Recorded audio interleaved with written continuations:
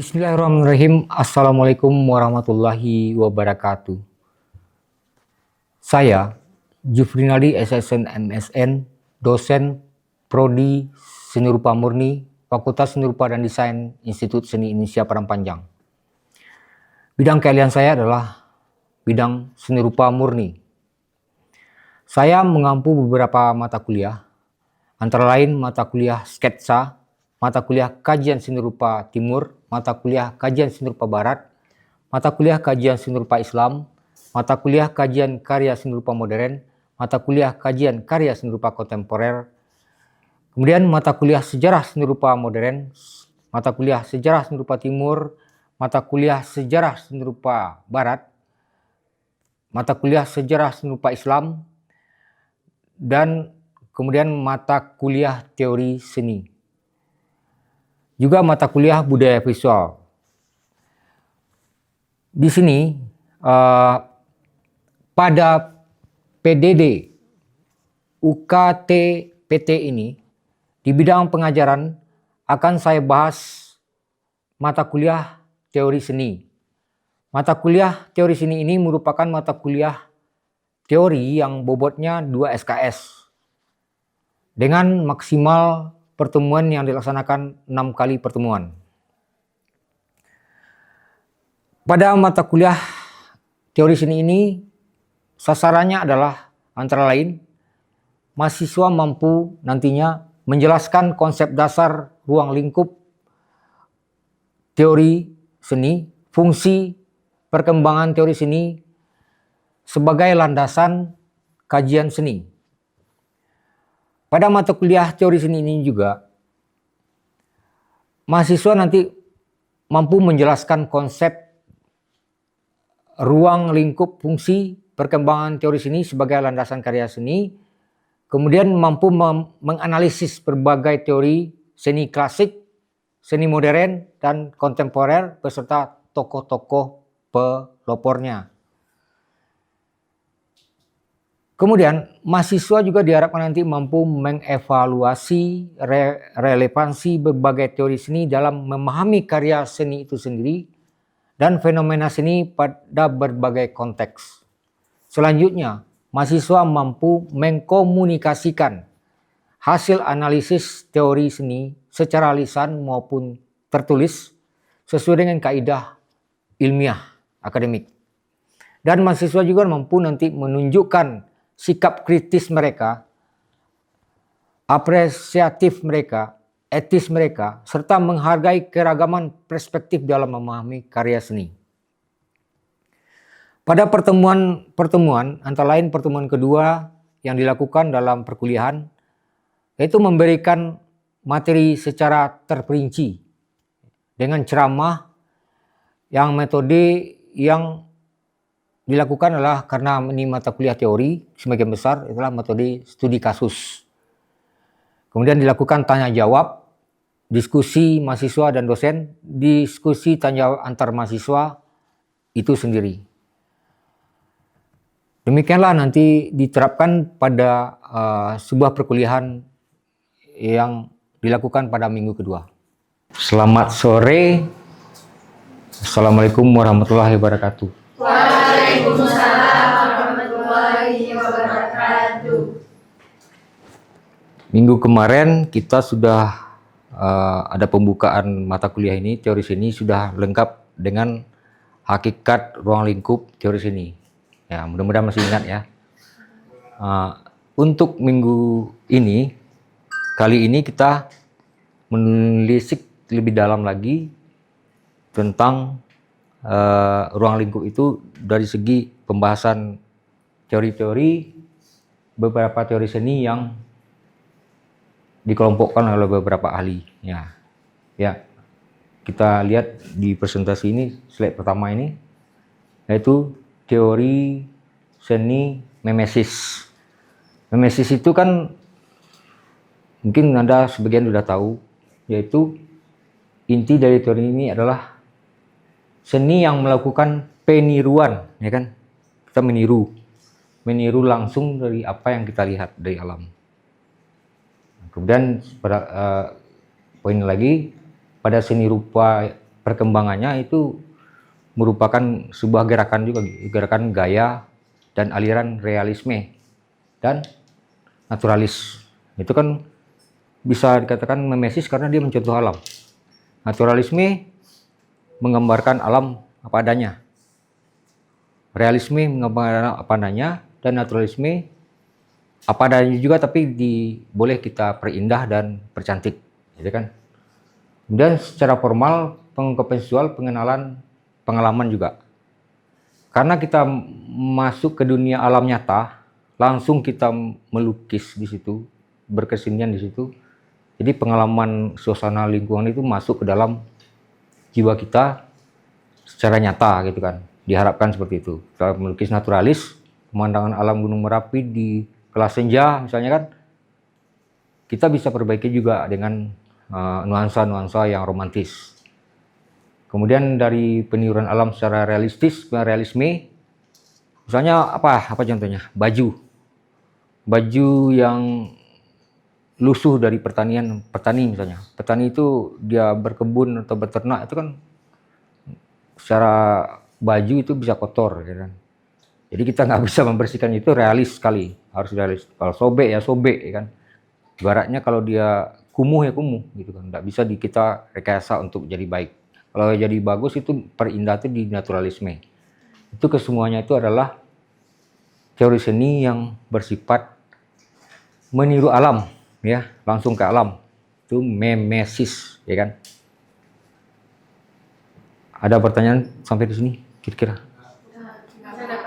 Udah ada penelitian, udah sebagian sudah paham gitu ya. Saya uji. Boleh Pak? Ayo, siapa? Rais, siapa nih? Ini siapa nih? Hah? Zul. Gimana? Apa pengertiannya kalau bisa? Contohnya mimesis ini. Mimesis kayak lukisan-lukisan realis sama naturalis Pak. Ya benar, tapi kan yang kamu pahami tentang itu bagaimana perbedaannya dengan lain kok meniru alam gitu? Contohkan itu. Coba contohkan. Mimesis dengan meniru alam Pak. Iya, yang kamu melukis secara naturalis, kamu pahami bahwa ini adalah mimesis dan meniru alam langsung. Bagaimana dalam ungkapan kamu sendiri, dalam bahasa kamu sendiri, coba. Mimesis kok meniru alam ya Pak? Ya bisa dibilang misalnya kita pergi pantai, melihat panorama di sore hari, terus kita melukis. Ada beberapa bagian contoh yang seperti Bapak bilang, bahwasanya naturalis itu bisa memperindah sebuah objek. Nah, kita ubah objek-objek yang sekiranya mengganggu, dan kita ubah melalui objek yang atau visual yang kita sukai. Itu juga disebut mimesis gitu Pak. Oke, di situ. Apa? Coba satu lagi. Yang realis. Kalau yang realis, ya seperti bisa dilihat. Contoh kalau misalnya kita ke sebuah tempat atau kita melihat sebuah benda, gelas yang udah retak, tentu nggak boleh kita untuk mengubahnya karena mimesis dalam bentuk realis itu berbeda sama naturalis gitu. Ya. Jadi di teori mimesis ini sudah hampir paham semua, ya. Karena kita memang dari awal semester Anda sudah langsung terjun sketsa, misalnya sketsa ke lapangan. Itu perasaan kita itu berbeda dengan nanti yang akan kita bahas selanjutnya. Udah, kita lanjut ke yang teori contoh karya. Itu kan sudah tahu. Seperti ini, lukisan Basuki Abdullah yang menggambarkan Gunung Merapi. Yang ini adalah foto aslinya. Sementara ini dia mimesis dengan gaya naturalis, dengan aliran naturalis. Memang ada sih perbedaannya, tapi kan kita tetap suasananya dia meniru suasana Gunung Merapi. Merapi itu di mana? Jogja ya. Nah, ini bukan Merapi di Sumatera Barat, tapi Merapi di Jogja. Kan semuanya meniru ya. Kalau ini foto asli dan ditiru oleh Basuki Abdullah. Dan ini hasilnya. Itu contoh dari mimesis. Kita lanjut ke slide kedua, teori seni instrumental. Pada teori seni ini kita berpijak pada Seni tercipta mempunyai fungsi dan tujuan tertentu. Fungsi dari aktivitas seni menentukan dalam satu karya. Antara lain, fungsi edukatif. Apa itu edukatif? Pembelajaran, pendidikan, ya kan? Fungsi propaganda. Propaganda apa yang Anda pahami? Menghasut. Apa? Menghasut, ya. Lili. Menghasut atau mempropagandakan, mempengaruhi, ya. Kemudian fungsi ekonomi, itu terlihat di situ ada keuntungan bisnis yang diambil, ya. Ya nanti kita contohkan, ya. Fungsi religius, itu keagamaan, apa tuh contoh? Dia menciptakan garis ini dengan tujuan bisa berfungsi untuk memperkuat iman atau apa gimana, ya. Memperkuat rasa keimanan kita, memperkuat rasa keagamaan kita. Media dakwah itulah, Rais. Betul. Kita contohkan. Yang edukatif dulu. Ini contohnya. Karya seni berupa ya semacam lukisan atau kartun. Ya.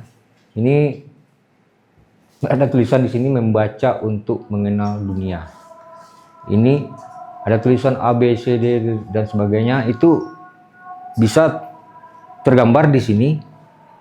Fungsi edukatifnya jelas, ya, untuk mendidik, berfungsi pada pendidikan, pada edukasi, gitu kan, pada menggugah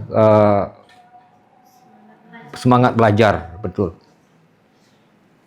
Dan contoh lagi pada fungsi propaganda ini. Ini propaganda ini agak menarik ini. Tujuan propaganda apa? Yaitu membangkitkan semangat orang, membuat orang itu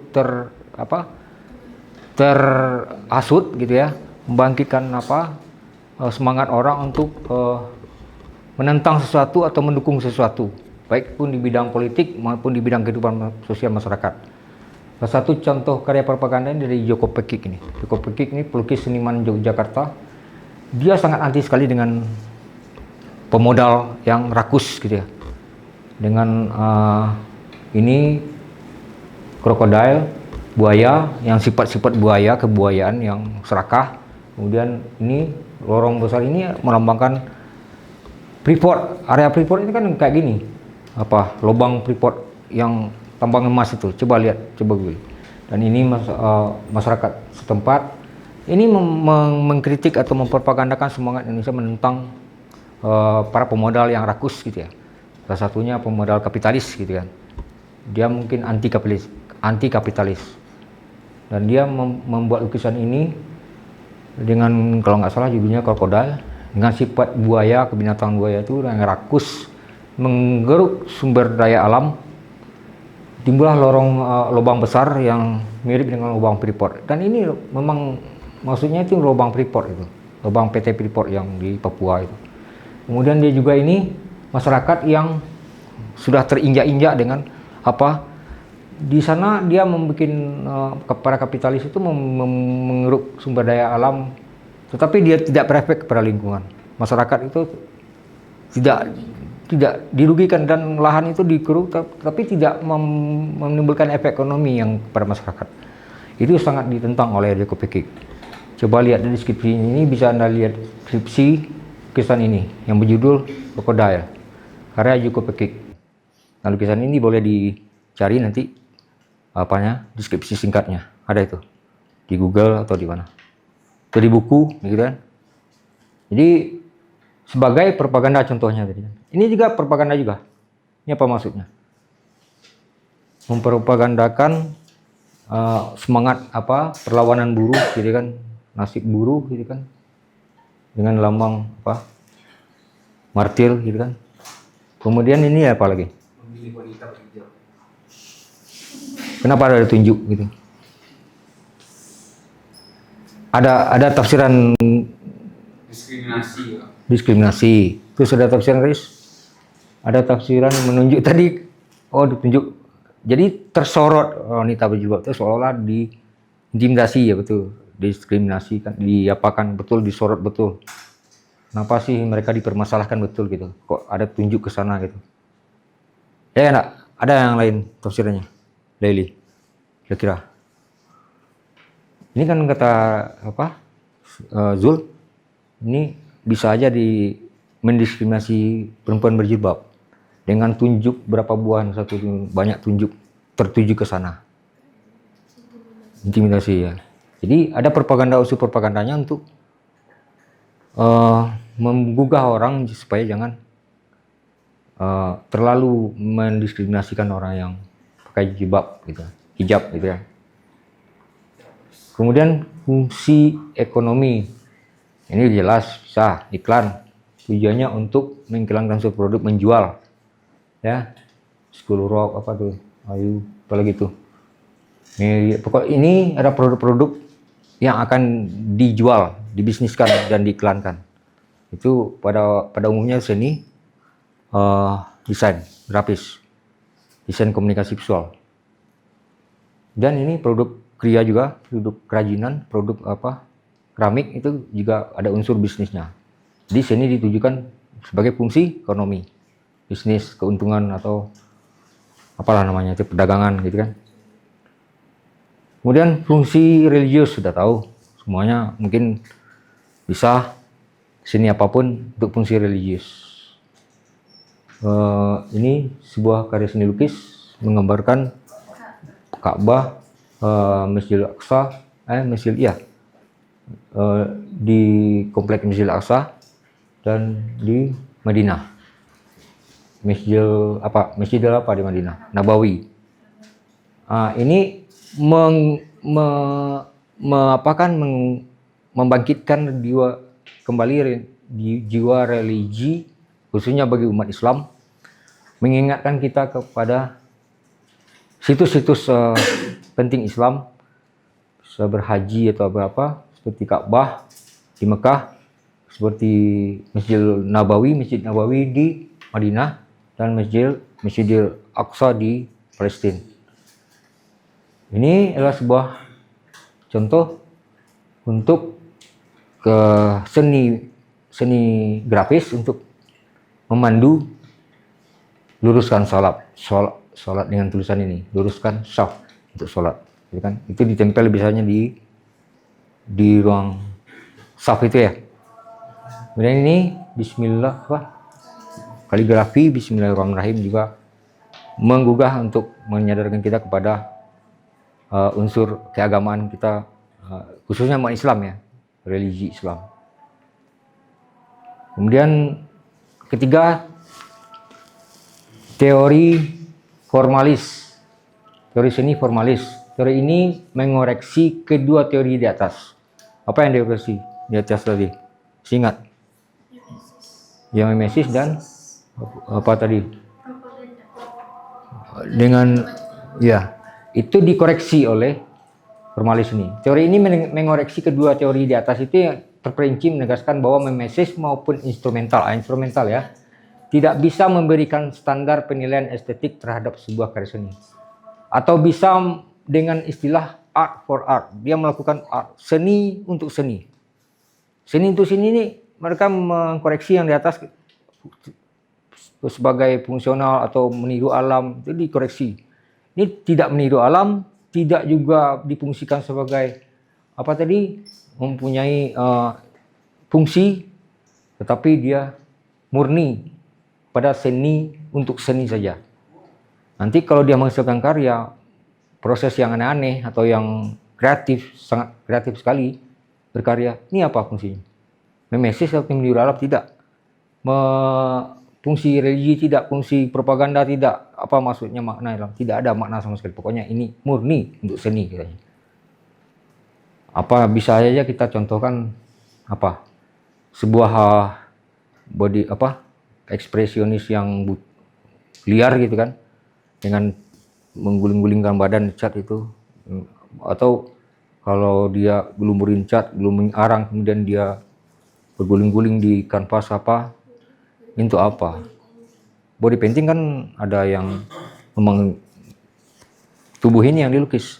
Tapi ini enggak, dia mencelupkan diri kayak udah rambut pun dicelupkan ke cat dan apa hasilnya? Abstrak apa tujuannya?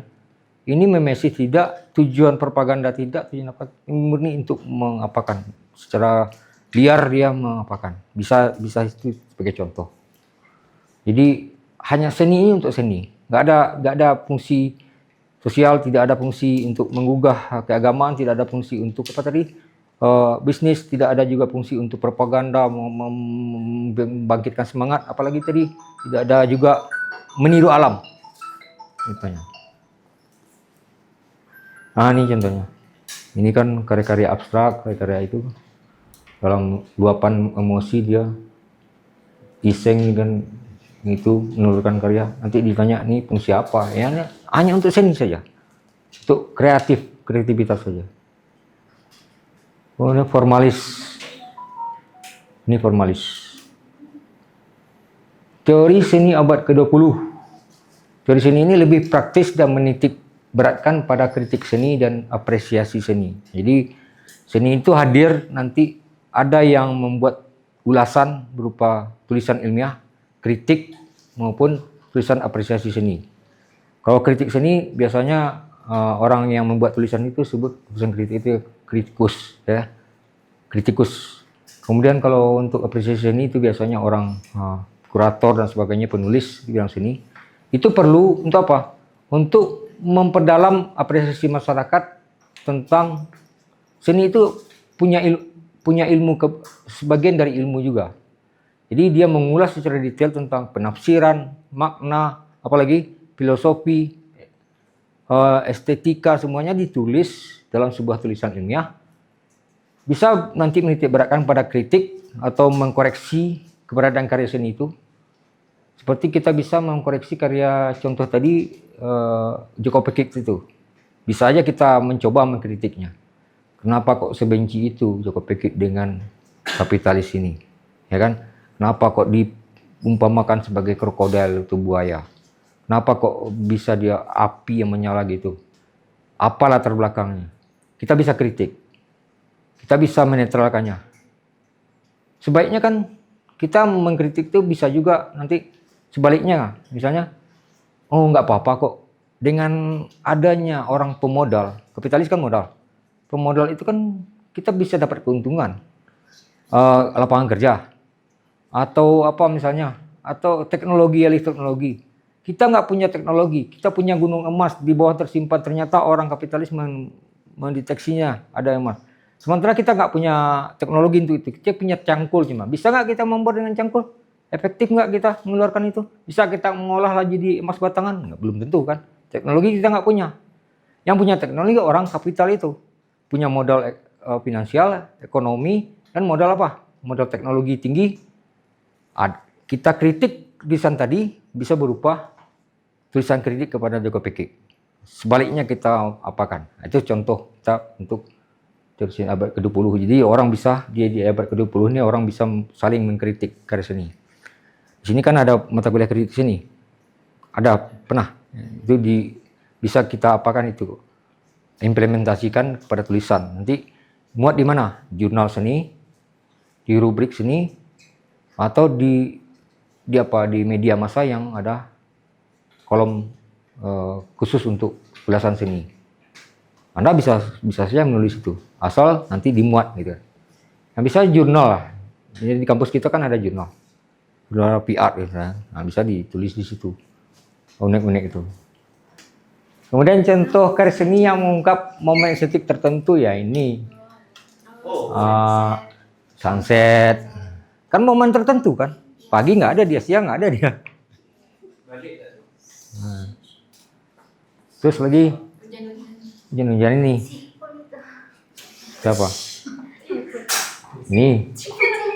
Jadi dia memanfaatkan momen estetis dia nih. Kalau dia lagi nggak ada kebanjiran dan sebagainya, nggak ada genangan air, nggak mungkin dia mau terjun kayak gini. Oh ini ada anak-anak itu, mumpung ada genangan air apa ujian, ya sana manfaatkan momen ini.